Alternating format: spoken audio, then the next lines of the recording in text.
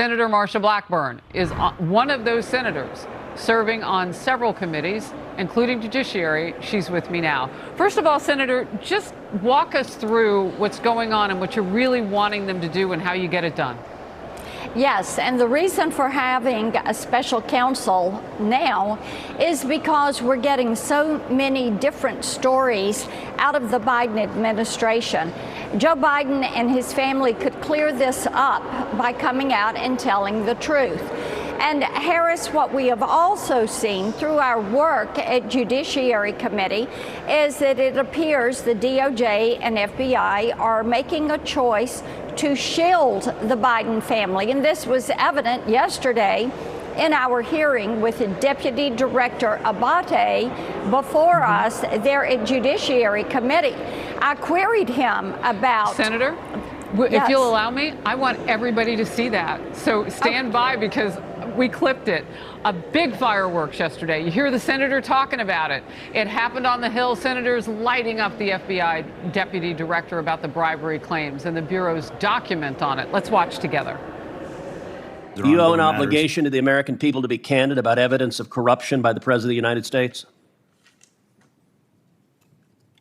This is an area that I'm not going to get into with you, Senator. Well, I understand you don't want to, and that's why people are mad at the FBI, because you're stonewalling and covering up serious allegations. Okay. Will you commit to releasing it?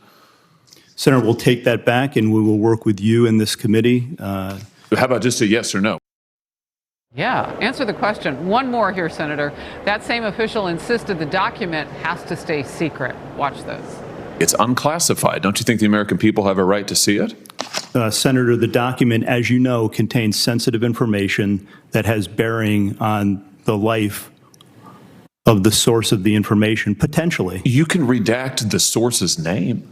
We do this all the time.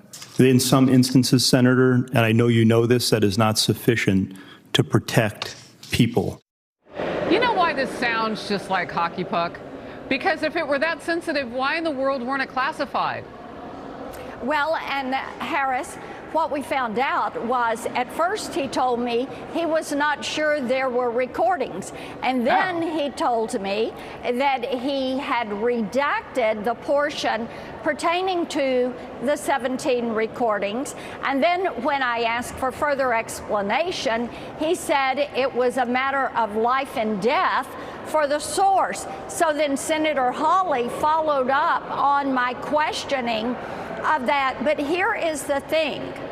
They are making that choice to redact this.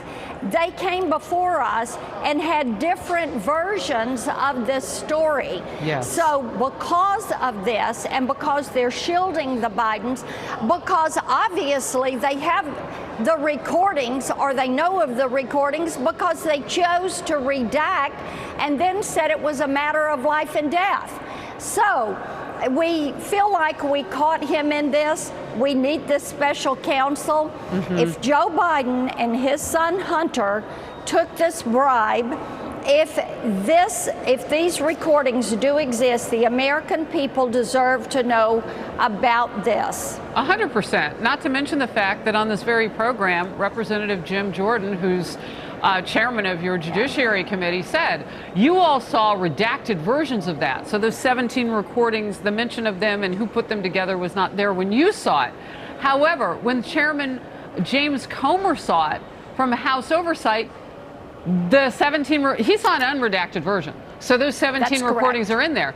So I don't know why they perpetuate a different story at high levels of government outside of Capitol Hill, because this is gettable. This is gettable because you've already shown it to some people.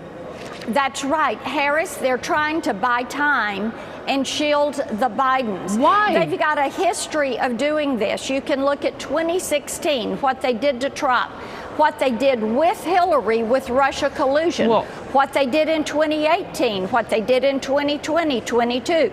They are politicized and they are weaponizing the DOJ and the FBI against private citizens in this country. They are picking and choosing. They are defending some, going after others. It is two tiers of justice.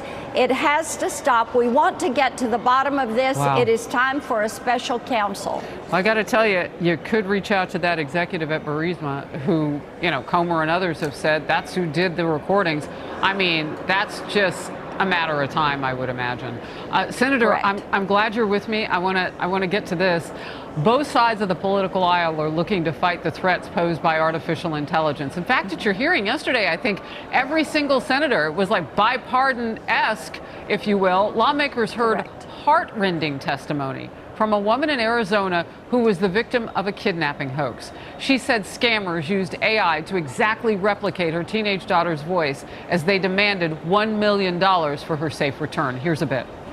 It wasn't just her voice, it was her cries, it was her sobs. When I finally had the reassurance I needed, I knew she was safe and I was furious. I lashed at the men for the horrible attempt to scam and extort money. I made a promise that I was going to stop them and they were never going to hurt my daughter nor anybody else again. At that point, I hung up and collapsed to the floor in tears of relief. I called the police to pursue the matter, and unfortunately I was met with it was a prank call, that it happens often and that there's nothing that can be done. Just your reaction and also what was accomplished at that hearing, what you heard.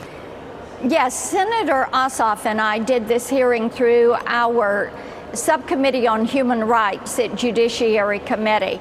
And what we're seeking to do is look at how AI is used for bad and evil, and also how it can be used for good.